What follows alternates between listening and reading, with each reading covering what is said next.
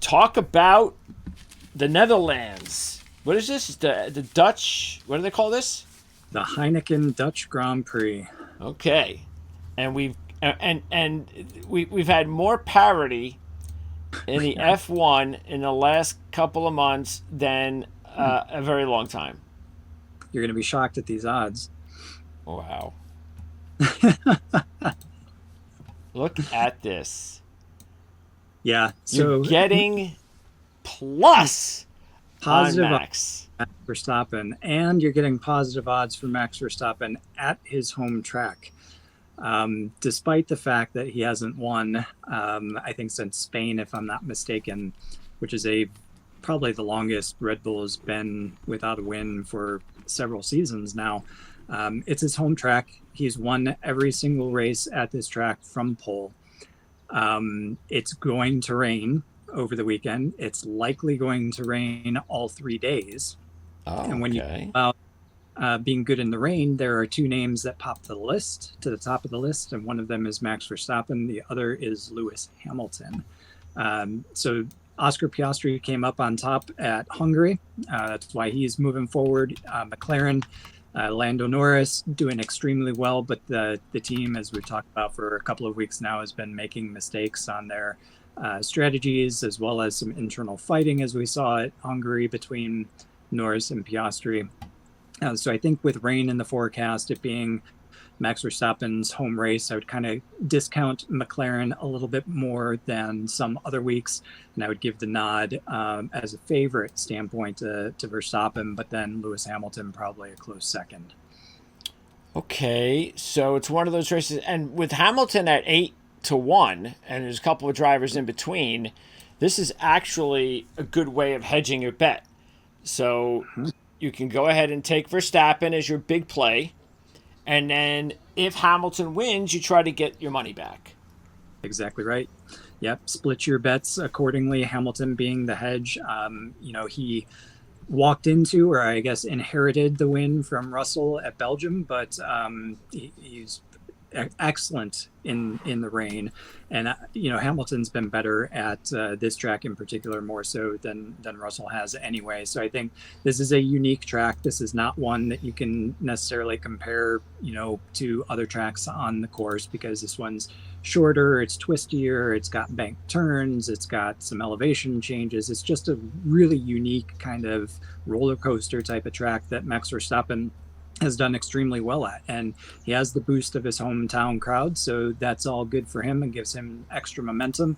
But Lewis Hamilton's really been the one that's challenged him, and if there's rain, we know how good Lewis Hamilton is in the rain, so I would expect him to be able to be up there right with Verstappen fighting for the win. And so Hamilton has 2 out of 3 on the season, Correct. Yep. so that's good. Yeah, I like that. I like that And it's his strategy. last season with Mercedes as well before he moves over to Ferrari. I almost said McLaren there. Used to be McLaren, then moved to Mercedes. But yeah, Lewis Hamilton picking up the wins in his last season after a couple of seasons of dry spell while Max Verstappen dominated. This is the week, certainly. Can you scroll down just a little bit? I'm guessing Russell is probably third there. Yeah, a little bit of an extra bonus there if you want to go for Russell. But I think from a track perspective and his ability to get the job done specifically at this one, Hamilton a little bit better. Um, and then when you throw in the rain, he just becomes all that much better. So all three, or 2 out of 3 races for Hamilton, he's been in the top 5 here. And then from a Russell perspective, as I scroll down here, just one of his 3 finishes in the top 5 here at Zandvoort. Okay, so this is just really mind blowing that we've been doing this all season. Maybe look, we're fortunate because if we would have started talking about this 2 years ago, we'd be in a really bad way about it, trying to find out ways to handicap F1 races. So luckily, we haven't had to wait too long. And it's really cool that this is happening, and we'll see because really, if you think about it, if Max is going to, and he will, you would guess, if things are going to turn around, this is a perfect spot for him to turn around. Coming off of the break, yeah. So this could be another weekend where teams bring upgrades to their cars that kind of change things around. Red Bull doesn't have as much room to do upgrades. In fact, I think they even said or alluded to the fact that they might already be at the ceiling of the current design that they have, so they might not have much further room to grow. But Mercedes, boy, have they been coming on strong. And I was talking about them as they started to show signs of that. I think at this point they've probably eclipsed McLaren, and maybe if McLaren continues shooting themselves in the foot, maybe they would have been a little bit closer to Mercedes. But it seems like Mercedes has got the edge, and Ferrari, as a matter of fact, is slipping away. So we'll see what kind of upgrades they try to bring here over the next couple of weeks. Can't really do much over the past couple of weeks because of the break. All the shops were closed, so it's not like they can go testing or do any kind of wind tunnel work. They literally have to go on vacation. All they can do is mentally think about, in McLaren's case, how do we not screw up the strategy? It's really just a mental game at that point. So we'll see what the teams bring this weekend. I would expect Ferrari to start swinging because they've been losing ground, but I would say Mercedes probably closest to Red Bull at this point. All right. Now, let's take a look at, I've recommended anybody out there that hasn't signed up for the Prime Tire Athletic newsletter, you might want to do that. Let's just take a quick look here. I guess they had some mid-season rankings, if you want to call it mid-season. I guess it is. So what do you think about these rankings? So we got Red Bull at A-. You've got McLaren A, Ferrari B, there's Mercedes D for Aston Martin. There's a B. B plus for Haas. There's another D for Alpine. It's Williams. It's F. So what do you think? Anything stick out there with those rankings? Those grades? Surprised Red Bull was an A-, to be honest with you. They went from dominating to not winning a race for several months here. So I might put them more as a B plus. I think the expectations are high for them, and they certainly started the season with the best car. So I would replace their ranking or their grade with the Mercedes grade, because Mercedes had lower expectations and they've turned things around and have actually caught up. So I would put Mercedes probably higher on the list, maybe give them the A, maybe an A plus. Maybe A plus would be reserved for if they were completely dominating, and they're not completely dominating, so we'll give them an A. But I would knock down Red Bulls probably to maybe a B. All right, now here are the rankings, driver rankings. So starting with 21. And does anything here pop out to you with these drivers? Our friend Kevin Magnussen in 18th there. Is that due to his penalties? I almost rated him higher for his fun, if illegal, defense at Miami alone. There you go. Yeah, I don't see anything that's too surprising there. I might put the Haas drivers a little bit higher. Kevin Magnussen, he's playing to the team. It's a team sport in Formula One. We talk about it all the time. So Haas is trying to do the best thing to help them score as many points as possible. So I would give Magnussen a little bit more credit there. I don't know that I'd rate Alonso where they have him, because it's been more of an Aston Martin problem, more so than a Fernando Alonso problem. Perez probably could be at the bottom of the list for me, because he is in the best car on the grid and not able to do anything with it. So, all right. And then here's the rest. Alex Albon, 10. And we got 9, 8. Hulkenberg, a Haas guy, good to see him up there. 7. Interesting. I would put, Sainz is good. Where's Leclerc? Why is Leclerc not scrolled by yet?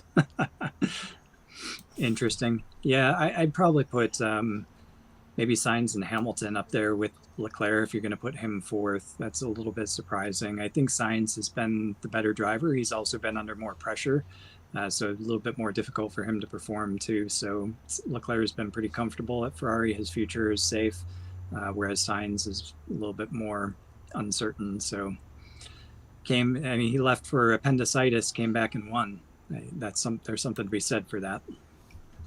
All right, so that's the biggest one then for you. Yep.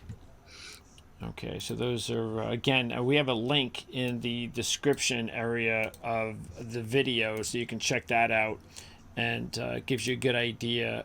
And again, it's for free, so I think it's definitely worthwhile. So again, especially over the last few months. Matter of fact, one of the other top 10 lists they had were, what was it? It's I think turns. It was I think it was turns. Let's see. Yeah, some of our favorite F1 turns are on the way. So, what do you think about the? Let me pop that up. Turns. Got to be on here. They don't have them listed. They don't have them ranked. They just have their favorite. Yeah, Zandvoort with its banking and with it's got a couple of really cool turns. They compare this track to a roller coaster, and it's been around for a while. It's been on the series, been part of the series dating all the way back to 1952, but it's only been recently part of the schedule again, starting in 2021, and it had stopped being on the schedule in 1985. It's a compact track. It kind of weaves its way through sand dunes on the shore of Holland. And the banking on some of these turns are just astronomical. More banking than the four turns at the Indianapolis Motor Speedway in these. So we're talking about a really cool track. It's a driver's track. Not the best from an ability to pass and being a wide lane and all that good kind of stuff. But it's an entertaining track to watch. Verstappen's got it down, and that's why he's certainly my favorite here at his home race this weekend. But definitely should be on there from a turns perspective. Monza, great, super fast track. Azerbaijan is rapidly running up the favorites list because of its backtrack. It's got the castle turn, so you do a quick little left-right thing through right next to an old castle. You could basically run the car into the stone of the wall there. Not sure I'd put Singapore up there. Not sure I'd put the USGP up there. I think that we got some other tracks that are a little bit more entertaining than those, like Belgium. I think Spa's Eau Rouge, one of the most famous corners in all of racing. And then even at Monaco, you've got the Casino hairpin. That's a really fun one to watch cars get side by side in as they try to yank the turn, the steering wheel as far as they can to be able to actually get the car around the turn, let alone do it side by side. Did you ever put lists like that together for F1? I think I have in the past. Yeah, not recently. There's a bunch of new tracks, I think, since the last time I've done it. But yeah, Eau Rouge always going to be at the top of my list. Casino hairpin going to be near the top from a Monaco standpoint. And since, as I mentioned, Zandvoort just coming back within the last 3 seasons, it's got some really cool ones as well. So if you've never watched Formula One before, this is going to be an entertaining race to watch just because of the track alone. But then when you add the rain on top of that, it's going to make it a really interesting weekend. And then what we got right and wrong in 2024, trends we hit on, Oscar Piastri's rise, Mercedes Renaissance. We were on that. We missed. Competitive resurgence, yes. And we're all happy that he missed. There you go. And you can check out all this, which is most of the stuff that we just talked about here, by ordering. Again, go to the description area. You can click on the link.